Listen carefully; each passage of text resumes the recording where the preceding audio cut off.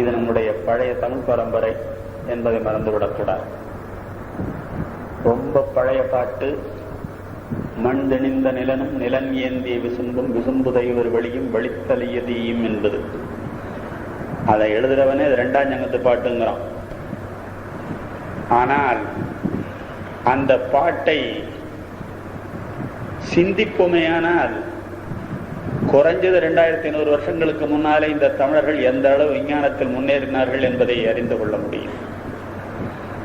கேலிலியோ and Copernicus என்று சொல்லப்படுகின்ற 2 பேர் தான் பூமி உருண்டை சுத்தி வருதுன்னு சொன்னாங்க. சொன்னதுக்கு சரியா வாங்கிக்கிட்டாங்க. அவர்கள் 2 பேருக்கும் 1700 வருஷங்களுக்கு முன்னால நிலன் ஏந்திய விசும்பு என்று சொன்னான் பாருங்க. இப்படி உன்னை தூக்கிட்டு வந்தோம்னா ஏந்திக்கிட்டு வர்றான்னு சொல்ல மாட்டோம். இப்படி வச்சாதான் ஏந்திக்கிட்டு வர்றான்னு சொல்லுவோம். அடியில சப்போர்ட் இல்லாம இருக்கிறது பூமி என்பதை, பூமி சுற்றினால் ஒழிய லோகமோஷன் கிடையாது. விசும்பு தைவரு வழி என்ற சொல்லை சிந்திப்போமேயானால் இவர்கள் நன்றாக சிலவற்றை அறிந்திருந்தார்கள். அதாவது 17, 16ஆம் நூற்றாண்டில உலகம் கண்ட விஞ்ஞானத்தை அதுக்கு 1700 வருஷங்களுக்கு முன்னால கண்டார்கள் என்பதை அறிய முடியும். அவர்கள் விஞ்ஞானிகள் அல்ல, கவிஞர்கள். ஆனால் அவருடைய அறிவின் வீச்சு அந்த அளவுக்கு போயிருந்தது. வசையில் புகழ் வயங்கு வெண்மீன் திசை தெரிந்து தெற்கே எனும் என்று சொல்லுவான். இன்னைக்கு பால்ஸ் அஸ்ட்ரானமி புத்தகத்துல கூட அந்த டீடைல்ஸ் பார்க்க முடியாது நீங்க. ஆனால் அதுதான் ஃபேக்ட். பஞ்சம் வருதுன்னா விண்மீனையும் சந்திரனுடைய அரை விட்டத்தினுடைய மேடு பள்ளங்களையும் வைத்து கணக்கிடுகிற அளவில் அறிவு பெற்று தந்தார்கள். புறநாட்டுல கடைசியில ஒரே இல்லாத பாட்டுக்கள் 2-3 உண்டு. பயங்கரமான அஸ்ட்ரானாமிக்கல் டேட்டா இருக்கும் அதுல. அது யாரும் உரை எழுதவும் இல்லை, பின்னால் வர்றவங்க பத்தி கவலைப்படவும் இல்லை. நம்மளுக்கு அது இல்லாதவரில் நிம்மதி. இருக்கிறதே உபதிரவம் பண்ணும் போது இதை வேற வச்சுக்கிட்டு ஏன் மண்டை உடைச்சுக்கணும்னு. அப்படி வந்தீங்கன்னா திருவாசகத்தில் விஞ்ஞானம் என்று 1967 ஒரு கட்டுரை எழுதினேன். இன்னைக்கு அணுவை யாரும் பார்த்ததில்லை. 10⁻⁻24 உங்களுக்கும் புரியாது, சுப்பிரமணியத்துக்கு புரியாதானா புரிஞ்ச 2 பேரும் ஒத்துக்குவோம். யாரும் பார்க்க முடியாது.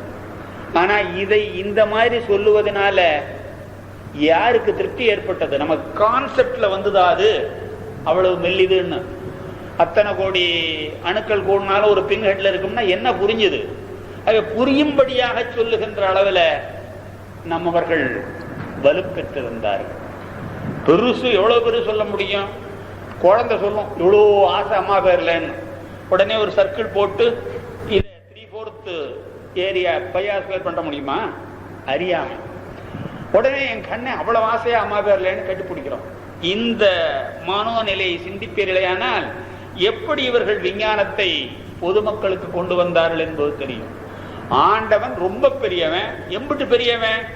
இன்ஃபினிட்டின்னாக்க அவருக்கு தான் புரியும், எனக்கு புரியாது. ஆகவே இவங்க ஒரு கணக்கு போட்டாங்க.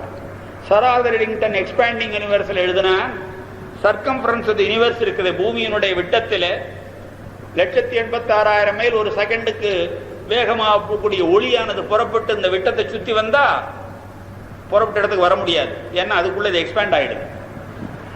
இதை எங்களுடைய மாணிக்கவாசக பெருமான் அண்டப்பகுதியின் உண்டை, பூமியை உண்டைன்னு சொன்னாயா 8ஆம் நூற்றாண்டுல, long before Copernicus and Galileo came into this world. உண்டைன்னா சோத்து உண்டைய நல்லா தெரியும் நமக்கு. ஆகவே அண்டப்பகுதியின் உண்டை எல்லாம் the entire universe made up of spheres. உண்டை பிறக்கம் என்றால் எக்ஸ்பான்ஷன் அர்த்தம். அளப்பெருந்தன்மை வளப்பெருங்காட்சி 101 கோடியின் மேற்பட விரிந்தன. விரிந்தன என்ற சொல்லு இருக்கு பாருங்க. சர் ஆர்தர் எடிங்டனுக்கு முன்னால விரிந்தன, விரிந்து கொண்டே இருக்கிறது என்றான். 101 கோடின்னா இன்னைக்கு ஒரு 6-7 நாளைக்கு முன்னால பேப்பர் படிச்சீங்கன்னா தெரியும், ஒரு புதிய யூனிவர்ஸை காண முடிகின்றது. ஆகவே இதுக்கு எண்ணிக்கையே கிடையாது. அதை எப்படி சொன்ன இவங்க இப்படி போட்டு காட்டுவாங்க, மாட்டு கொம்பு மாதிரி போட்டு infinity plus infinity is equal to infinity, infinity minus equal to இன்ஃபினிட்டின்னு. நமக்கு அது தெரியாது. நம்ம 2 பிஸ்கெட் இருந்து ஒன்றை சாப்பிட்டா 1 தான் மிச்சம். 2 பிஸ்கெட்ல ஒன்ன சாப்பிட்டு 2 மிச்சம்னாக்க அடிக்க வருவார். ஆனாலும் இன்ஃபினிட்டின்னு சொல்லும் போது அதை ஒத்துக்கொள்வார். இவன் சொன்னா 101 கோடியின் மேற்பட, 101 கோடினா 101 crore அர்த்தம் இல்லை, இன்ஃபினிட்டின்னு அர்த்தம். மேற்பட விரிந்தன. பெருசுக்கு ஒரு உதாரணம் சொல்லிட்டான். பாடினம் யாரு? நம்ம சுப்பிரமணியம் மாதிரி கலகல பண்ணவர். அட்மினிஸ்ட்ரேட்டரா இருந்து இங்க வந்தார். இவர் இன்ஜினியரா இருந்து அட்மினிஸ்ட்ரேட்டர் ஆனாரு. அவர் அட்மினிஸ்ட்ரேட்டரா இருந்து மந்திரியா இருந்து மறுபடியும் விஞ்ஞானி, அறிவு விளக்கம் பெற்றவன். ஆனா அவனுக்கு அது பெருசு அல்ல. சரி, பெருசுக்கு ஒரு உதாரணம் சொல்லிட்டான். சின்னதுக்கு என்ன உதாரணம் சொல்ல முடியும்? வில்சன்ஸ் கேஸ் சேம்பர்னு ஒரு காட்டி இப்படி ஒரு கோடை போட்டு இது வழியாக போச்சு அப்படின்னு அவங்க சொன்னா ததாஸ்தோன்னு நம்ம ஒத்துக்குவோம். புரிஞ்சுதா? எங்களவன் சொன்னா அவ்வளவு சின்னதுக்கு எப்படி உதாரணம் சொல்ல முடியும்? என்னுடைய கான்செப்ட்ல வரணும், என்னுடைய மனக்கண்ணில் அது வரணும். கூரை வீட்டில் குடியிருக்கும் போது அந்த கூரை ஓட்ட வழியா சூரியன் உள்ள வரும். ஒரு பென்சில் ஆஃப் லைட்னு சொல்லுவாங்க. இவ்வளவு பெருசுக்கு அப்படி அதுல பறக்கும் தூசி. இப்ப எல்லாமே கான்கிரீட் வீட்டில் குடியிருக்கும் போது அது புரிஞ்சுக்க முடியாது. கூரை வீட்டில் போய் பார்த்தீங்கன்னா தெரியும். இல்நுழை கதிரின் துன் அணுப்புறைய சிறியவாக சிறியோம். இந்த இல்நுழை கதிர் இருக்க கூரை வீட்டுக்குள்ள வர்ற அந்த ஒளியில பறக்குது டஸ்ட், அதை விட சிறியவாக சிறியோம். இனி 4th டைமென்ஷன் ஆகிய கால தத்துவம் இருக்கிறதே, யாருக்கும் புரியாம ஐன்ஸ்டீனோட 5-6 பேருக்கு புரிஞ்சது. அண்டம் முழுவதும் 4th டைமென்ஷன்ல தோன்றி மறைந்து கிப்ஸ் அப்பரேட்டஸ் உதாரணம் சொல்லுவாங்க. அப்படி எக்ஸ்பேண்ட் ஆகி மறுபடியும் கான்ட்ராக்ட் ஆகி எக்ஸ்பேண்ட் ஆகி கான்ட்ராக்ட். இது போற போக்குல எங்க மாணிக்கவாசகர் சொல்லுவார், ஞாலமே விசும்பே இவை வந்து போம் காலமே. ஞாலமும் விசும்பும் தோன்றி மறைந்து வளர்வதற்குரிய காலமாகிய தத்துவமே என்று. எதுக்கு சொல்ல வருகிறேன்? சுப்பிரமணியம் ஆரம்பித்தாரே, இது நம்முடைய பழைய சமாச்சாரம். உண்மையிலேயே பழைய சமாச்சாரம். மல்டி வார்ஹெட் சொன்னாரே ராமாயணத்துல, அது அப்ப கற்பனைன்னு தான். இன்னைக்கும் விஞ்ஞானம்னு தான் நம்மளவனுக்கு சொல்ல தெரியுமே தவிர விஞ்ஞானம்னு சொல்ல வராது. அவன் தான் விஞ்ஞானி இந்த ஊர்ல. அவன் இதுவும் படிச்சதில்லை அதுவும் படிச்சதில்லை. ஒரு அம்பை போடுகிறான், அவன் சொல்லுவான் இது எத்தனையாக பிரிந்து செல்ல வேண்டும் என்பது.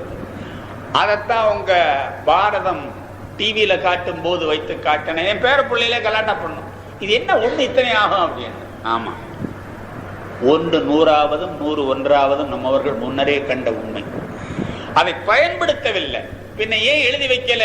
they were not interested. அவன் எதையோ சொல்ல வந்தான். இது வழியில் அவனுடைய அறிவு விளக்கத்தினால தெரிஞ்ச சமாச்சாரம் போற போக்குல அப்படி விசிறிட்டு போயிட்டான். அந்த குறை உண்டு இல்லைங்கல. நான் இந்த தமிழ் இலக்கியத்தை பொறுத்த மட்டும் மாபெரும் குறை, அறிவு வளர்ச்சிக்கு வழி கொடுக்காம போயிட்டோம்.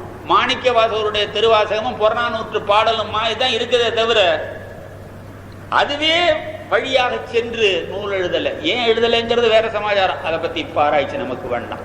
அது குறைதான், இல்லை என்று சொல்வதற்கு இல்லை. இன்றைக்கு லியோனார்டோ வின்சின்னு அவருக்கு தெரியும். 450-500 வருஷங்களுக்கு முன்னால் இருந்தவன் வேடிக்கையா போட்ட பல இது இன்றைக்கு விஞ்ஞான அறிவு.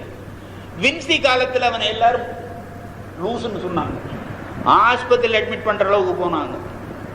ஆனா வின்சியினுடைய பல அறிவு திறன்கள் அப்படி டயகிராமாக போட்டது இன்று உண்மையாக மெய்மையாக நடைமுறை கோத்ததாக வருவதை காணுகிறார். ஆகவே இவர்கள் அழகா சொன்னார், அவர் கற்பனை தான் அப்படின்னு அன்னைக்கு நினைச்சான். உங்களுடைய பார்வையில் அது கற்பனை, ஆனா அவனை பொறுத்த மட்டும் அது கற்பனை இல்லை, அவன் அறிவு விளக்கம். அப்படியானால் நியூட்டன் மாதிரி சிந்திச்சு போனானா? இல்லை. That is called intuition. And ஒன்ன மறந்துடாதீங்க, இன்றைக்கு விஞ்ஞானத்தில் இருக்கிற 100க்கு 85% இன்ட்யூஷன்ல வந்ததுதான். மெத்தடாலஜிக்கலா போனதில்லை. இன்ட்யூஷன்ல கண்டு அப்புறம் பின்னால வருவான், வழி கண்டுபிடிப்பான். இன்டெகிரல் டிஃபரன்ஷியல் கால்குலஸ் ரெண்டையும் கண்டுபிடிச்ச நியூட்டனே இன்ட்யூஷன்ல கண்டுபிடிச்சது தான், இங்க இருந்து போகல. ஆகவே முடிவு வந்த பிற்பாடு வழி கண்டுபிடிக்கிறது விஞ்ஞானம். நம்மவர்களை பொறுத்த மட்டும் இது ரொம்ப பழைய சமாச்சாரம் என்ற அளவில் அதை சொல்லும் போது இப்படி யோஜனை போய் கொண்டிருந்தது. உங்களுடைய பேராசிரியர் எழுதின கடுதாசிய படிச்சிருப்பேன்னு நினைக்கிறேன், நிச்சயமா நினைப்பில்லை. காலையிலோட குருசாமி கேட்டார் எதை பத்தி பேச போறேன்னு. கடவுளுக்கு தான் வெளிச்சேன்னு சொன்னேன். ஏன்னா எனக்கு இவர் காப்பிய கூறுகள் கொடுத்திருக்காருன்னு தெரியாது. தெரிஞ்சிருந்தாலும் அது பிள்ளைகளுக்காக ஏற்பட்ட ஒன்று. காப்பிய கூறுகள் என்று அதை மட்டும் பேசிக்கொண்டிருந்தால் ஓரளவு கொட்டாய் வரக்கூடிய பொருள். அப்படி யோஜனை என்ன, காப்பிய கூரை கொஞ்சம் எடுத்துக்குவோம்.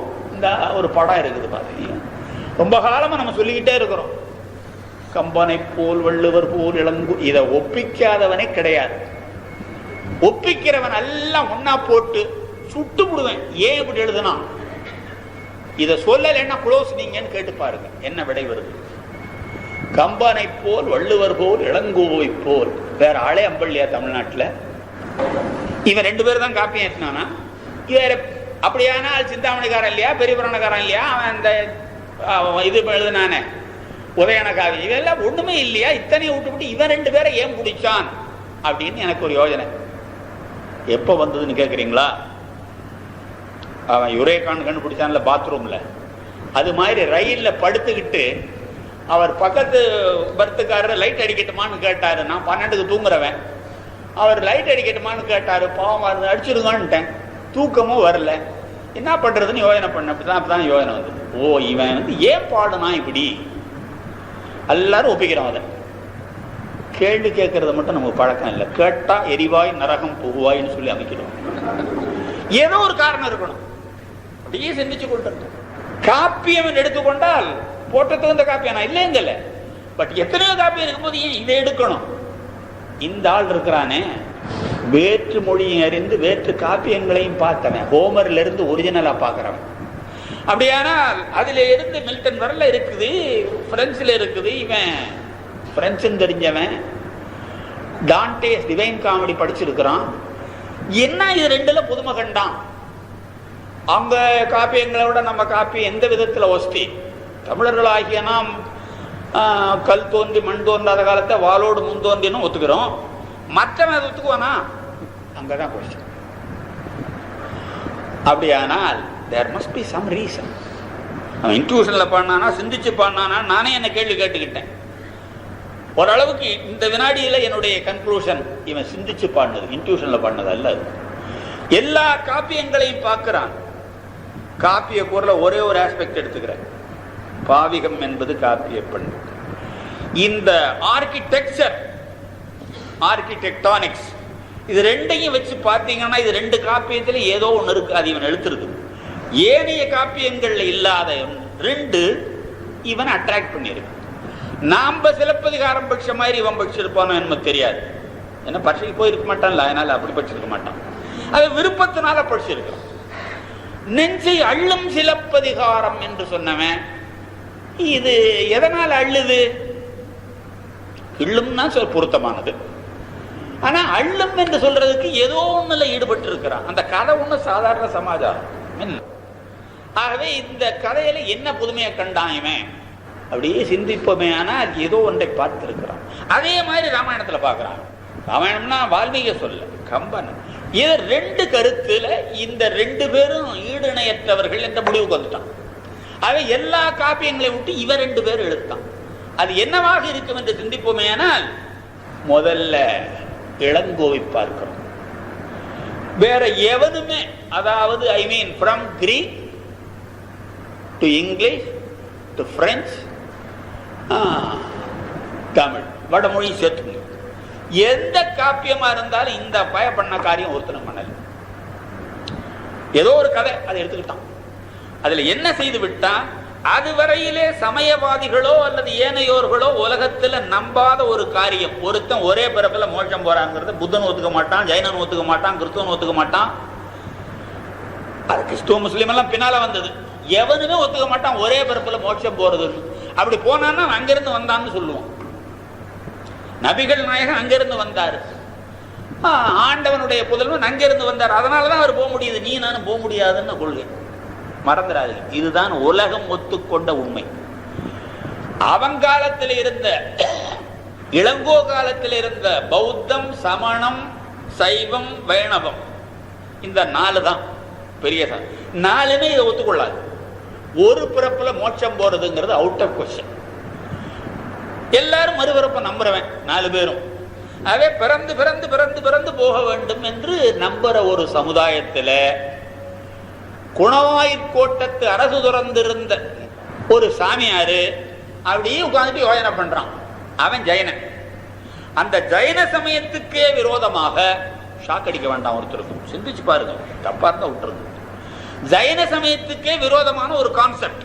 ஒரு பொண்ணு அவ போதியிலார் திருவினாள் புகழுடைய வடிவு தீதியிலா வடமேனின் திறமைவள் திறம் அப்படின்னு மாதராரே தொழுதேத்த வயங்கிய வெறுங்குணத்து காதலாள். ஒரு மனுஷன் மோட்சம் அடையணும்னா ஏசுநாதர் சொன்ன மாதிரி இந்த உலக பந்தங்கள், வசதிகள், வாய்ப்புகள், செல்வம் என்பது தடை.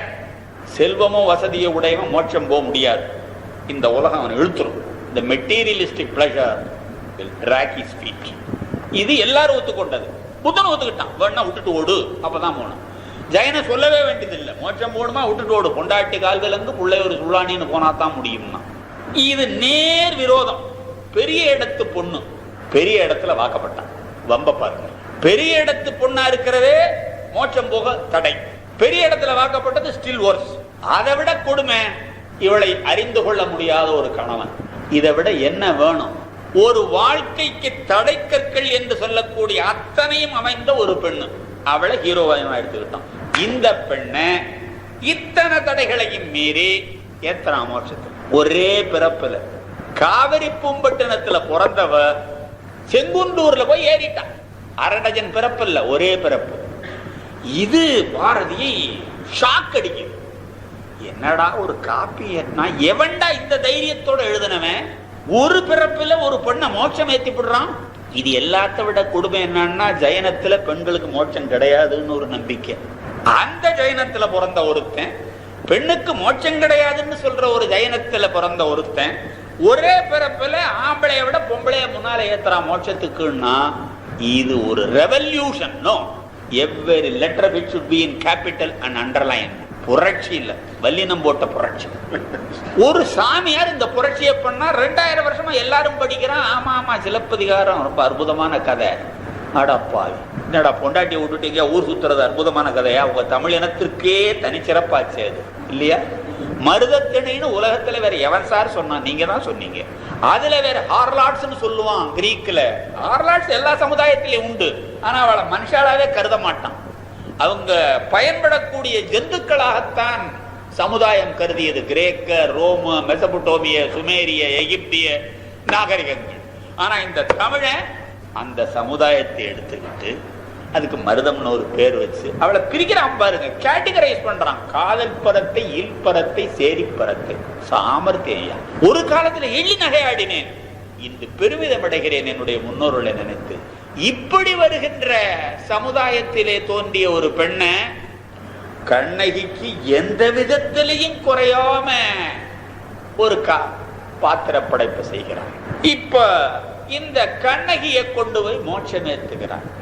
எத்தனை டிஸ்அட்வான்டேஜ் உண்டோ வாழ்க்கையில அத்தனை டிஸ்அட்வான்டேஜையும் பெற்றவள். அட ஒழிஞ்சு போகுது ஜெயனனுக்கு இந்த ரிச்சுவலிசத்துல நம்பிக்கை ஜாஸ்தி. அதையாவது அந்த பொண்ணு செய்ய முடிஞ்சதா? அறவோர் கழித்தல், அந்தணர் ஓம்பல், துறவோர்க்குதல், தொல்லோர் சிறப்பின் விருந்ததெருகோடல் இழந்த என்னை.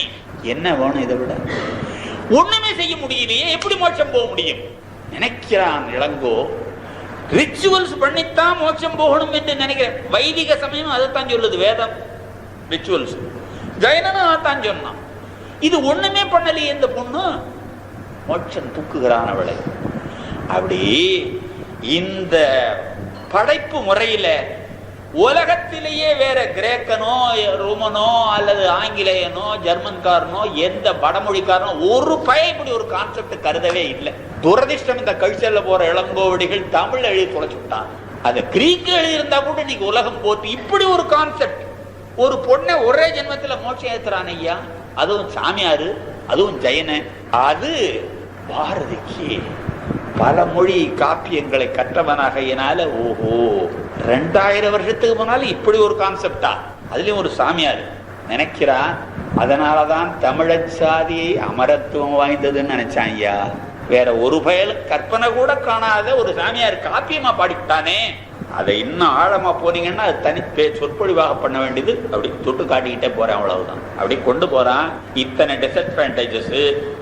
யாரோ ஒருத்த மதன ரதியும் போல் வரணும், இவ புருஷனுக்கு பின்னால ஒளிகிறான். அந்த அளவுக்கு நாணம் உள்ளவ.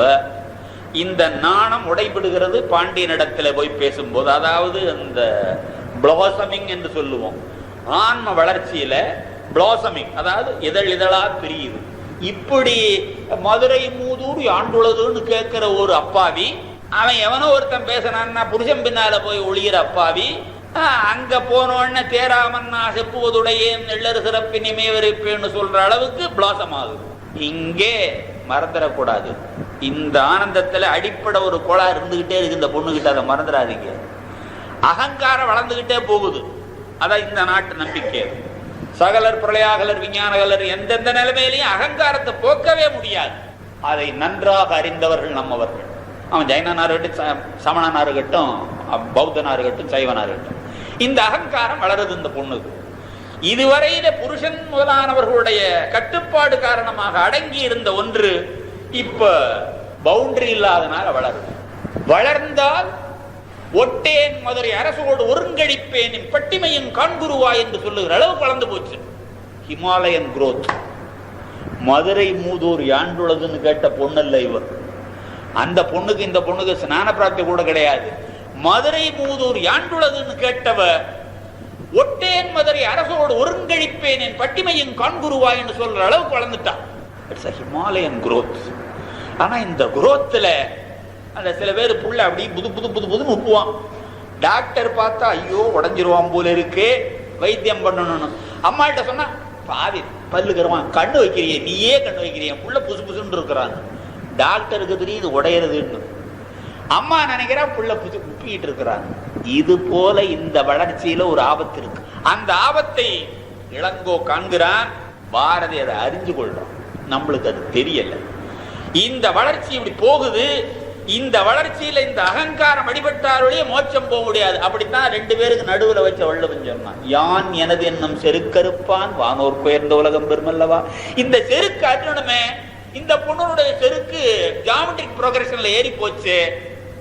அப்படி யோசனை பண்ணா அது இறங்குதுறான்னு காட்டணும். எப்படி காட்டுறது?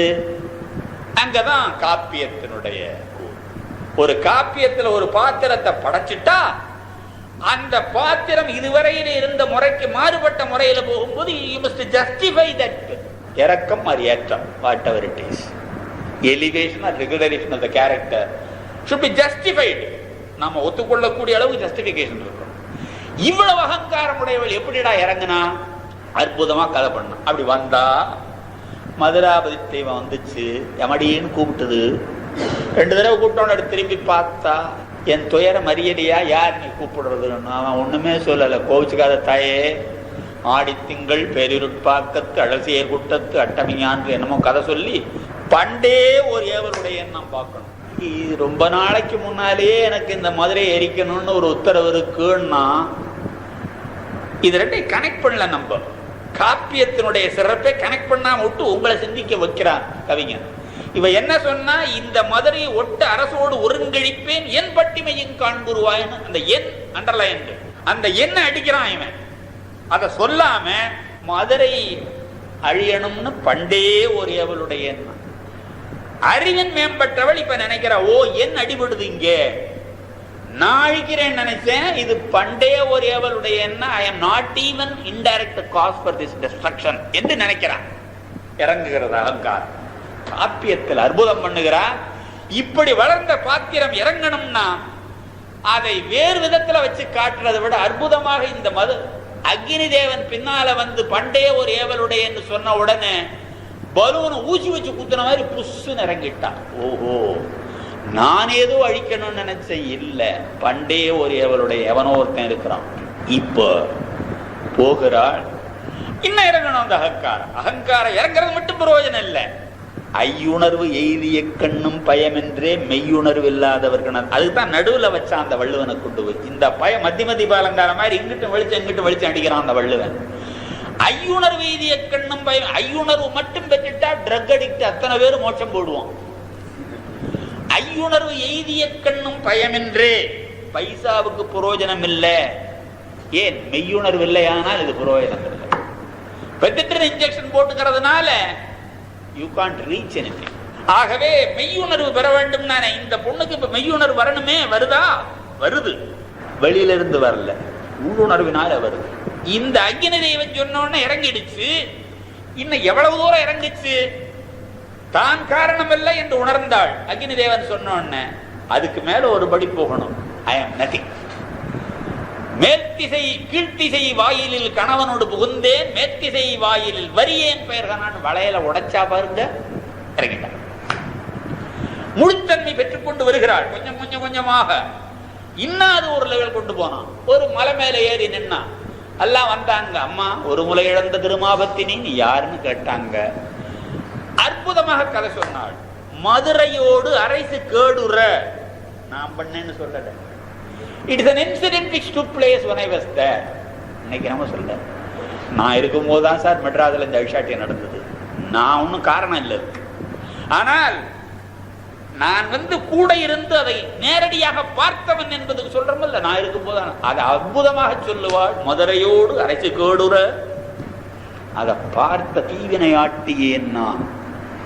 இப்ப பட்டிமையும் காண்குருவா என்னன்னு சொன்னவ தீவினையாட்டி என்ன சொல்ற அளவு கறக்கிட்டான். யான் எனது என்னும் செருக்கு முழுவதும் அற்றுது. இது இளங்கோடைய concept of the heroine of the epic. காப்பிய கூறுல தலைமை பாத்திரத்தை கொண்டு செலுத்துறதுக்கு வெரி டிஃபிகல்ட். நீங்க நினைக்கிற மாதிரி இல்ல. அவ்வளோ பெரிய ஹோமர் எல்லாம் தலையில வச்சுட்டு கொண்டாடணும். பட்ராரசில என்னடா காப்பியமாவது புடலங்க, அது பைசாவுக்கு பிரயோஜனம் இல்லாத நம்ம பெருமாள். ஏன் ஹோமரை போய் இப்படி சொல்லிட்டேன்னா, ஏடா 14 வயசுல ஒரு பொண்ணு 16 வயசுல ஒரு புருஷன், இவன் புருஷனை விட்டு ஓடி போயிட்டா it is juvenile delinquency, what is there in இட்னு கேட்டான். பட்ராம்பசல் கேட்டதுனால உலகம் வாய புத்திச்சு. நம்ம மாதிரி ஆள் கேட்டா அடிச்சே கொண்டுடுவாங்க. சிந்திச்சு பார்த்தா it's a fact. It's not an epic. She can't be an epic hero. ஆனாலும் பாடிட்டான். அந்த மாதிரிப்பட்ட எபிக் தோன்றிய உலகத்துல இங்க ஒரு எபிக் தோன்றுகிறது. இதுவரையில உலகம் காணாத காட்சியை வைத்து காட்டுகிறார். ஒரு பிறப்புல பெரிய இடத்துல பிறந்து பெரிய இடத்துல வாக்கப்பட்டு பொருத்தமில்லாத கணவனோடு குடும்பம் நடத்தின ஒரு பொண்ணு என்ன வேகமாக முன்னேறி எல்லையற்ற அகங்காரத்தின் எல்லையிலே நின்று ஒரே நேரத்தில் அதிலிருந்து இறங்கி யான் எனது என்பதை அற்று அரைசு கேடுற வந்த தீவினை ஆட்டியேன் என்று சொல்லுகின்ற அளவுக்கு வளர்ச்சியை பார்க்கிறோம். அதே உடனே இன்னும் ஒரு குறை இருக்குது. அங்க எல்லாம் சரி, அற்புதமா மோட்சம் போயாச்சு. ஆனா முழுசா போக முடியாது. ஏன்னா மாச்சரியம் என்று ஒன்று, மேலிஸ் என்று சொல்றோமே, அது இருக்குது. ஏன்னா இவ திட்டினாள்ல பாண்டியன, அந்த மேலிஸ் போச்சா இல்லையான்னு தெரியல. அவ அதே எண்ணத்துல போயிருந்தான்னா பாண்டியனை திட்டின வெறுப்போடவே அவ மனம் தெரிஞ்சுன்னு யாருக்கு தெரியும்? தான் அகங்காரத்தை தொலைச்சிட்டா, அது ரைட்டு. ஆனால் அந்த மனத்தில பாண்டியன் பேர்ல கொண்ட காழ்ப்புணர்ச்சி இருந்திருக்குமே. பாக்குறான் காப்பியம் முடிஞ்சு தொலைச்சு மோட்சத்துக்கு போயிட்டா. இனி என்ன பண்றது நினைச்சு பாரு. இன்னைக்கு உங்களுக்கு ஒரு சாய்ஸ் தர்றேன். இவருடைய மேரிச போக்க வேண்டும். காப்பியம் முடிஞ்சு போச்சு, என்ன பண்ணுவீங்க நீங்க? பாரதி தான் அதை அனுபவிக்கிறான். அட சாமர்த்தியகார பயடாய்வன். முடிஞ்சு போன காப்பியத்தை அது அங்க ஃபுட் நோட்டு போட்டு இது 3வது சாப்டர்ல சேர்த்துக்கொள்ளவும் எழுதுறதா? என்ன அற்புதம் பண்ணினா, எங்கேயோ போய் ஒரு திருவிழா கொண்டாடி யாரோ ஒருத்தி வந்து நின்னா அவ பேர்ல வந்தாளாம். இவன் தேவந்தி பேர்ல வந்து தென்னவன் தீதிலன் யானவன் தன் மகள் போருமா?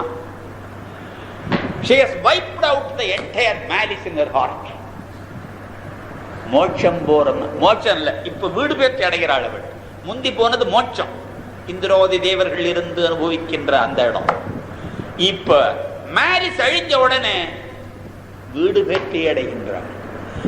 ஆக ஏன் இளங்கோடிகளை எடுத்தான்னா, ஓ an unequal epic both in concept and in execution. இப்படி ஒரு கான்செப்ட், ஒரு பொண்ணை ஒரே பிறப்புல மோட்சத்துக்கு தூக்கி நியாயமான வளர்ச்சி, அதுதான். அதாவது திடீர்னு அந்த மாதிரி சமாச்சாரமே இல்லை. ஒவ்வொரு ஸ்டேஜ்லையும் வளர்ச்சி. புருஷவானன்னா பீடங்குன்னு சொல்றவ, எவனோ ஒருத்தன் அழகா இருக்குன்னா புருஷன் பின்னால ஒன்றவ. இப்படிப்பட்ட ஒருத்தி முழுவதுமாக பிளாசமாயி மலர்ந்து ஆனால் கடைசி வரல அகங்காரத்தை போக்க முடியாது என்பதற்கும் இடம் தந்து அந்த அகங்காரத்தை தானே தான் போக்கிக் கொள்ள முடியுமே தவிர அடுத்த உபதேசத்தினால போக்க முடியவே முடியாது.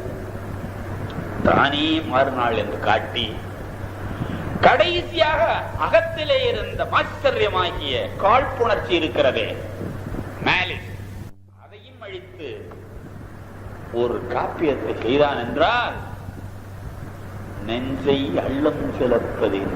பைசா போறாத கதை அது. உலக லிட்டரேச்சர் பார்த்தீங்கன்னா கோவலம் கண்ணைய கதையை போல 5000 கதை இருக்கு. அதுக்கா ஈடுபட்டான் பாரதி? இல்ல. இந்த மாதிரி ஒரு கான்செப்ட் எவன்டா பண்ணான் உலகத்துல? எவனுமே பண்ணலையே. ஆகவே அவனை கிடக்கும். அப்புறம் ராமாயணத்துக்கு வரணும். ராமாயணத்தை பொறுத்தப்பட்ட நமக்கு தெரியும், தெரிஞ்ச கதை தான். ஆனாலும் கம்பராமாயணத்தையே சொல்லி 60 வருஷம் ஓட்டின எம்மாயிரம் ஆளு கூட அதை புரிஞ்சுக்கல. அவன் பாண்டிச்சேரியில் உட்காந்துட்டு பாக்குறான். காலட்சேபம் பண்ணி பிழைக்க வேண்டிய நிலைமையில வைக்கல ஆண்டவன் அவனை. ஒரு நன்மை சோத்துக்கு இல்லாட்டி போனாலும் அவன் உள்ளவாறு பார்க்கிறான். மறுபடியும் அவனுக்கு அந்த உலக காப்பியங்கள் நினைவுக்கு வருது.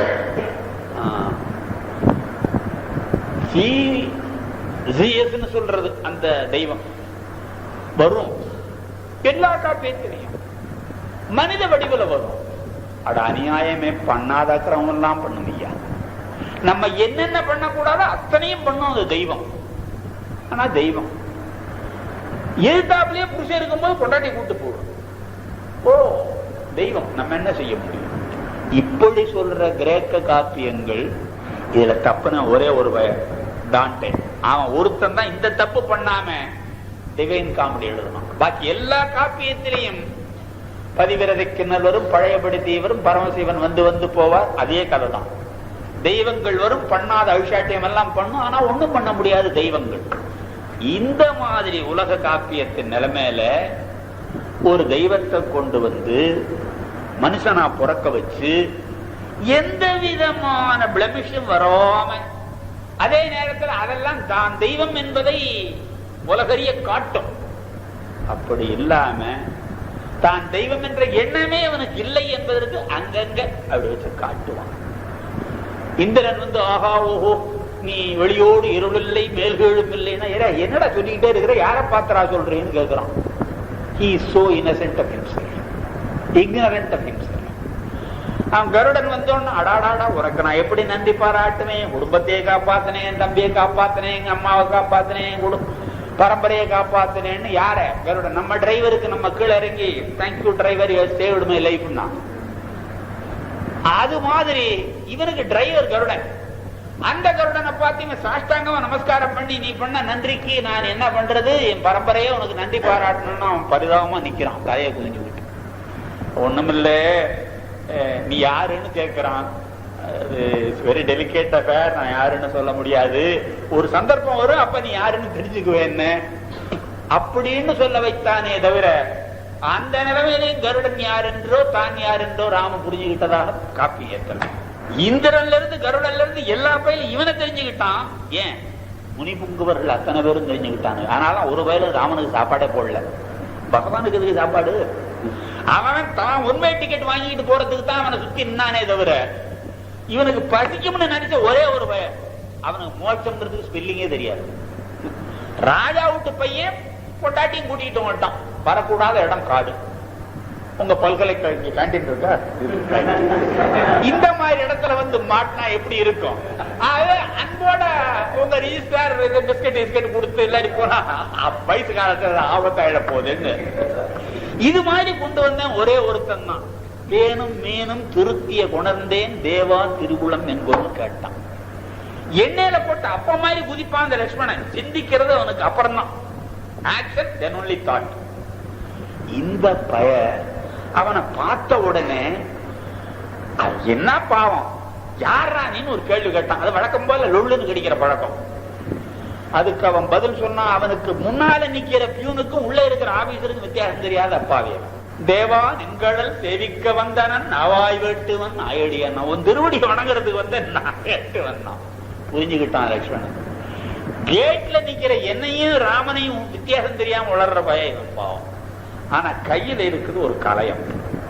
இத பார்த்து உள்ள போனா ராமன்கிட்ட புரோட்டோகால் சொல்லி தர்றான் லட்சுமணன். இப்ப ரொம்ப ஜாக்கிரதையா இருக்கணும், அது ரொம்ப அடிபட்டவன. பப்ளிக் டிபார்ட்மெண்ட்ல புரோட்டோகால் ஒண்ணு இருக்கு. இந்த மாதிரி மீட்டிங் அரேஞ்ச் பண்ணீங்கன்னா ஃபாரின் கான்சல்ஸ கூப்பிட்டு தொலைஞ்சிங்க, எந்த சேர்ல யார் உட்காரணும்னு இருக்கும். இவர் காலையில ஜாயின் பண்ணிருப்பார், இவர் சீனியர். 2 மணி நேரம் கழிச்சு நான் வந்திருப்பேன், நான் ஜூனியர். எனக்கு முன்னால் இடம் போட்டு அவர் கோச்சிட்டு போடுவார். இந்த புரோட்டோகால் ராமனுக்கு தெரியாதே வந்தவன் யாருன்னு. அவ உள்ள போய் சொன்னா அது மாதிரி சிருங்கி பேரம் பெரிய ராஜா மந்திரி அதெல்லாம் சொல்லிவிட்டு அற்புதமான ஒரு வார்த்தை சொன்னான், இலக்குவ தாயினும் நல்லன். ஏன் அம்மா ஒருத்தி தான் பிள்ளைக்கு பசிக்குங்கிற நினைவு உள்ளவன். இவன் கையில கலையத்தோட வர்றான். ஆகவே தாயினும் நல்லன். இப்படி ஒரு பாத்திரத்தை தான் யார் என்பதையே நினையாத ஒரு பாத்திரமாக கொண்டு வந்து படைக்கிறான். சரி, அறத்தின் மூர்த்தி நாயகன் அல்ல, ரைட்டு. அறத்தின் மூர்த்தி என்னைக்கும் அறம்பெறந்து நடக்கக்கூடாது. அட் த சேம் டைம் நிர்குண நிராமய நிராலய நிராலஞ்சனமான பொருளா இருந்தா கொட்டாய் வரும், தூக்கம் தான் வரும். சோ அந்த பாத்திரத்தை படைக்கும் போது it must be brought down to our level so that we may be able to appreciate him. அந்த வாழ்க்கையில நம்மளை ஈடுபடுத்திக்கணும். எந்த லிட்டரேச்சர்லயும் இது பண்ண முடியாது தெரியுமா உங்களுக்கு? மில்டன்ஸ் பாரடைஸ் லாஸ்ட்ல இருந்து, ஸ்பென்சர்ஸ் ஃபேரி குயின்ல இருந்து, ஹோமர்ல இருந்து ஒரு பாத்திரத்திலையும் நம்மளை ஐடென்டிஃபை பண்ணிக்கவே முடியாது. அது இந்த எண்ணெயும் தண்ணியுமா நிக்கும். அதை பார்க்கலாம். இங்கே நம்மளை ஐடென்டிஃபை பண்ண வச்ச காப்பியம் கம்பம் ஒருத்தன். ஐடென்டிஃபை பண்ணிக்கிறது என்னடா பண்றதுன்னா எல்லா பயலும் பொண்டாட்டி பேச்ச கேட்கிறவன் அப்படின்னு ஒரு மகாராஜா கிட்ட ஒரு மந்திரி சொன்னார். இல்ல சாரி, மகாராஜா சொன்னார். மந்திரி சொன்னார், இல்ல மன்னிச்சுக்கணும், சில பேர் ஆப்போசிட்டாவும் இருப்பாங்க. உடனே எல்லாரையும் வரவழைச்சார். இப்ப மந்திரி சொன்னார், மகாராஜா நினைக்கிறார் எல்லா பயலும் பொண்டாட்டி பேச்சு கேட்கிறவன் தான் என்று. ஆகவே பொண்டாட்டி பேச்சு கேட்கிறவன் ரைட்ல போய் நில்லுங்க. எவன் ஒருத்தன் பொண்டாட்டி பேச்சு கேட்கறதுல அவன் லெப்ட்ல நில்லு. எல்லாம் கபகபன் ரைட்டுக்கு போயிட்டான். ஒரே ஒரு பையன் என்ன, மந்திரிக்கு ஆனந்தம் தாங்கல. அட்லீஸ்ட் நம்ம கட்சி என்னது ஒரு பையன் இருக்கிறானே. மகாராஜா மகாராஜாவுக்கு தெரியும், கொஞ்சம் இறப்பா, ஏப்பா இங்க நிக்கிறேன், எல்லாரும் நிக்கிற இடத்துல நிக்காத தனியா நில்லுன்னு வீட்டுக்கு சொல்லி அனுப்பிச்சா. இங்க இந்த கதை கதையா இருக்கலாம். ஆனா அந்த எண்டியர் பண்ணது அந்த பாத்திரத்தை. இவன் ஒரு மான் போச்சு, ஆஸ் யூசுவல் புடவை எடுத்து கொடுங்கிற மாதிரி அந்த பொண்ணு மான் வேணும்னா, ரைட் உனக்கு வேண்டியது மான் தானே. தம்பிக்காரன் சொன்னா இது மாதிரி பொன்மானே உலகத்துல கிடையாது, பைத்தியக்காரத்தனம் அது இது மாயமா இருக்கணும். ஏறிச்சா மண்டையில. அந்த அம்மா போட்ட மந்திரம் தலகாணி மந்திரத்துல காமன் சென்ஸ் இல்ல இந்த பயலுக்கு, ராமனுக்கு.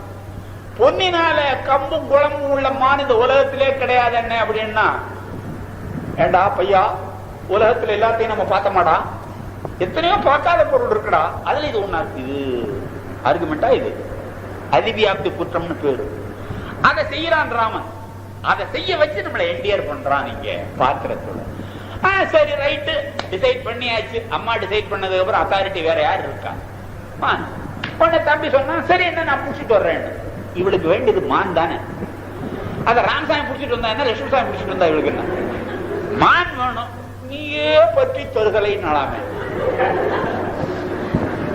அவன் வீட்டை நினைக்கிற அளவு பண்ணிட்டான். நீயே பற்றி தருகலை எங்க ஊர்ல சொல்லுவான், ஏய் வெளியில புருஷாட்டு இருந்தா கூப்பிட்டு தேள் அடிக்கணும் உள்ள அப்படின்னு. நீங்க புருஷாட்டு அப்படியா பண்ண எடுக்க வேணாம். அது மாதிரி நீயே பற்றி தருகலைன்னு இந்த வீரர் கிளம்பிட்டார். அப்ப என்ன அர்த்தம்? என்டியரி, அதாவது ஒரு ஒரு என்ன சொல்றது, ஒரு அந்த பாத்திரத்தை நம்மோடு ஐக்கியப்படுத்துவதற்காக இந்த மாதிரி ஒரு காப்பி பாத்திரத்தை படைச்சு கடைசியில மூலமும் நடுவும் மீறும் இல்லதோர் உண்மைத்தாய காலமும் கணக்கும் நீத்த காரணனாக அறிவின் மேம்பட்ட அனுமன் தெரிஞ்சுக்கிட்டான். ஆனா இதுக்கு மூல காரணமா இருக்கிற அந்த பாத்திரம் blissfully unaware of himself.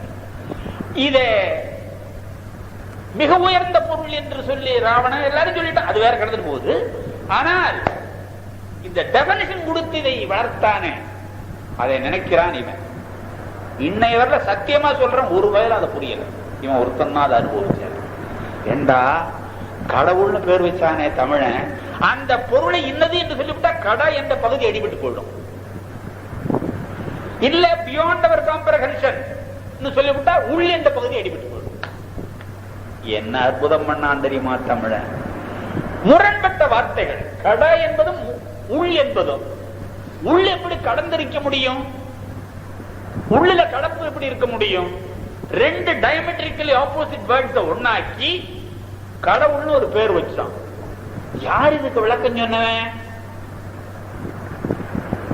7ஆம் நூற்றாண்டிலே தோன்றிய நாயன்மார்கள் ஆழ்வார்கள் கூட பக்தி இயக்கத்தை பழப்பினாங்களே தவிர தத்துவ விசாரம் பண்ணல.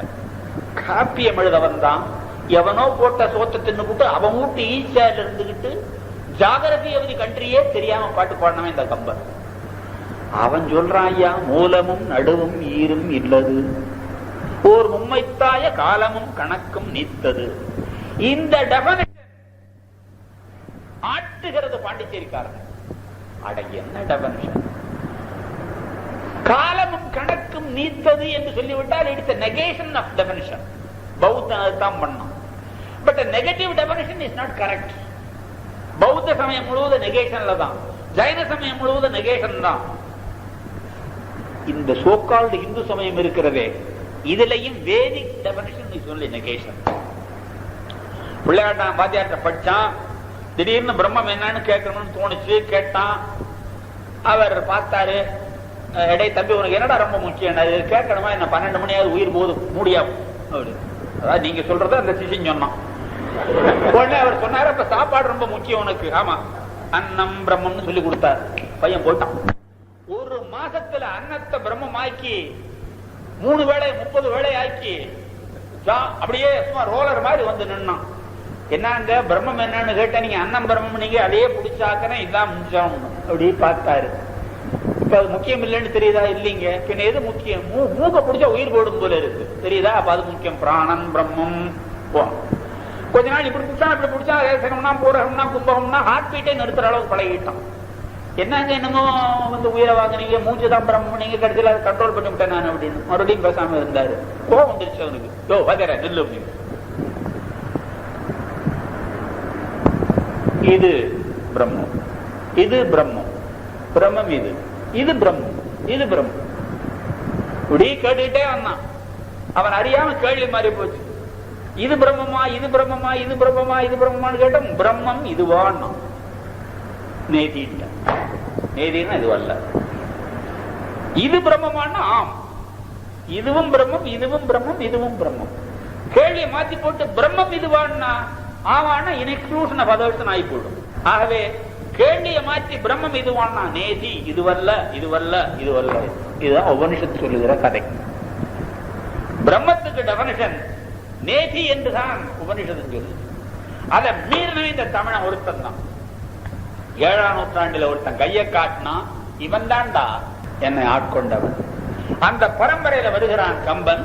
மூலமும் நடுவும் ஈரும் இல்லதோர் மும்மைத்தாய காலமும் கணக்கும் நீத்த என்று சொல்லிக்கிட்டே வந்து சந்தேகப்பட்டான். ஓஹோ, இல்லது நீத்தது ரெண்டு இழவும் டெபனிஷன் நெகேஷன், காரணம் என்று அபர்மிஷன் கொடு. பார்த்தா இவன் ஒருத்தன் தான் சார் அப்ரிஷியேட் பண்ணான். என்ன பிராங்கா சொல்றேன் நானு, நம்ம எவ்வளவோ பேர் ராமாயணத்தை படிச்சோம், இந்த பாட்டை ஆயிரக்கணக்கில் படிச்சிருக்கிறோம். இவன் தான் அந்த ரகசியத்தை கண்டுபிடிச்சவன். எல்லையொன்றின்மை எனும் பொருள் அதனை, இன்ஃபினிட்டி காட், எல்லையொன்றின்மை எனும் பொருள் அதனை கம்பன் குறிகளால், you can explain infinity only by symbol. Kamban குறிகளால் காட்டிட முயன்ற, காட்டினான்னு சொன்னா அடிபட்டு போயிடும், அது கடவுளா இருக்காது. ஆகவே எல்லையொன்றின்மை எனும் பொருள் அதனை கம்பன் குறிகளால், ஜாக்கிரதையா பாடுறான் பாருங்க, காட்டிட முயன்ற முயற்சி. கம்பன் ஒருத்தன் தான் ட்ரை பண்ணாத. மூலமும் நடுவும் நீரும் இல்லதோர் மும்மைத்தாய காலமும் கணக்கும் நீத்த காரணம் என்று டெபினிஷன் கொடுத்தானே, காட்டிட முயன்ற முயற்சி. இந்த முயற்சியை கருதி தமிழ் சாதியை சாகாவரம் பெற்றதிருந்தேன். ஆக ரெண்டு காப்பியத்தை ஏன் பாரதி பாடினான்னா, காப்பியம் என்று எடுத்துக்கொண்டா இந்த 2 காப்பியமும் தனிய நீக்கி. மற்ற காப்பியங்கள் ஒரு லெவல்னா உம்பரின் ஒரு முழம் உயர்ந்த ஞான தம்பிம்மா கம்பன், அந்த மாதிரி கம்பனும் இளங்கோவும் ஒரு முழம் உயர்ந்து நிக்கிறாங்க. என்னத்தினால? அப்படியே இந்த இனிய தமிழ் சுட்டுகிற நடையினாலயா? உங்க இளங்கோடிகள் நடையை விட ஒன்னும் பிற்காலத்து காப்பியம் எதுவும் நட குறைஞ்சதில்லை. கம்பனுடைய நடை, சேக்கடார் நடை அது மாதிரிதான். பல சமயங்கள்ல ஜாலியா பாட ஆரம்பிச்சா திருத்தக்க தெய்வம் கம்பனையும் பீட்டடிப்பான் நடையில. அது நடையினால இல்லை, பின்ன எதனால? கதை. அது உலகமறிஞ்ச சமாச்சாரம். இந்த கதை இவனுக்கு ஒன்றும் ஸ்பெஷாலிட்டி இல்லை. இளங்கோவுக்கு எப்படி ஊர்ல வழங்கின கதை உபயோகப்படுது, அதே மாதிரிதான் கம்பனுக்கு வழங்கின கதை. மொத்தம் எல்லாம் common factor. GC greatest common factor எடுத்தீங்கன்னா அதெல்லாம் அடிபட்டு போயிடும். இத்தனை மீறி தனித்தன்மை என்ன? உலகம். அவன் சொன்னானே Milton, I shall create a work which the world will not willingly let die என்றான். சொர்க்கனைக்கு எழுதுறதுக்கு முன்னால ஒரு பெரிய காப்பியம் ஏற்ற போறேன், இந்த உலகம் விரும்பினால் அதை சாகடிக்க முடியாத காப்பியம். The world will not willingly let die.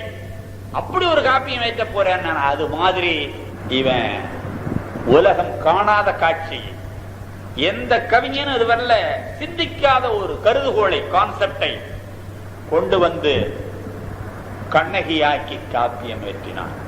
இங்க இருந்து அங்க ஏத்தினான் இளங்கோ, அங்கிருந்து இங்க கொண்டு வந்தான் கம்பன். இந்த 2 பேரும் காம்ப்ளிமெண்டரி டு ஈச் அதர்.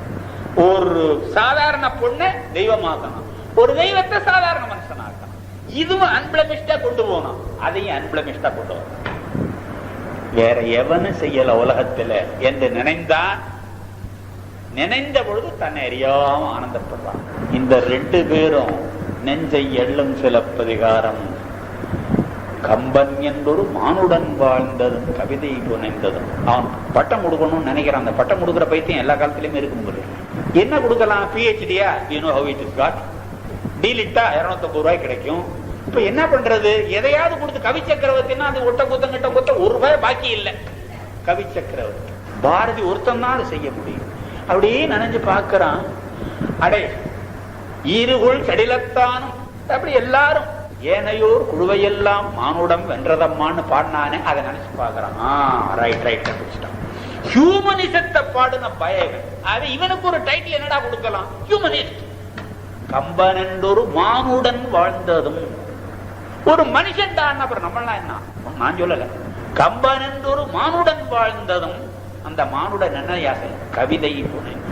ஆக அவனிடத்திலே உள்ள தனித்தன்மை, இளங்கோவனிடத்தில் உள்ள தனித்தன்மை, இது 2 உலக இலக்கியத்தில் up to 20th century nobody has copied, nobody has exceeded. ஆகவே இந்த தனித்தன்மை நினைந்தான் இளங்கோவை போல் கம்பனை போல். மறந்துடாதீங்க, பூமிதனில், தமிழ்நாட்டில் மட்டும் இல்ல, பூமிதனில் யாங்கனுமே கண்டதில்லைன்னா உண்மை வெறும் போட்டின்னு சொல்றானா இல்லையா? நான் சொல்லல சார், அவனே சொல்றான். அவன் இவ்வளவு அழுத்தமா பாடணும், அதுதான் என்ன தூண்டு. என்னடா இவன் மற்ற புலவர்கள் மாதிரி கப்சா அடிக்கிறானா? பூமிதனில் அங்கனுமே கண்டதில்லைன்னு ஆசாத்துக்கு தமிழை தவிர வேற ஒண்ணும் தெரியாது. இந்த பையன் அரடஜன் லாங்குவேஜ் படிச்சவன். இவன் சொல்றானே பூமிதனில் அங்கனுமே கண்ட, என்னதான் கண்டாது என்று சிந்திக்க தொடங்கின பொழுதுதான் ஓஹோ, இங்கே இருந்து மேலே ஏற்றினதும் மேலே இருந்த பொருளை கீழே கொண்டு வந்து அப்பழுக்கற்ற பாத்திரங்களாக படைத்து உலக காப்பியங்களில காணாத ஒரு காட்சி தோற்றுவித்த பெருமை இந்த 2 பேருக்கு உண்டு என்பதனாலேதான் இவர்கள் 2 பேரையும் பாடினான் என்று நினைக்கும் பொழுது உண்மையிலேயே பெருமிதம் அடையக்கூடிய கவிஞர்கள் நம்ம காலத்துல நம்முடைய மொழியில தோன்றி இருக்கிறார். நம்முடைய துரதிஷ்டம் என்னன்னா, நம்மளது பெருசுன்னு சொல்ல தெரியுமே தவிர ஏன் யாராவது கேட்டா சொல்ல வராங்க. நாங்க உயர்ந்ததுன்னு சொல்றது பெருசு இல்லை. ஒரு சின்ன உதாரணம் சொல்லி இருக்கிறேன்.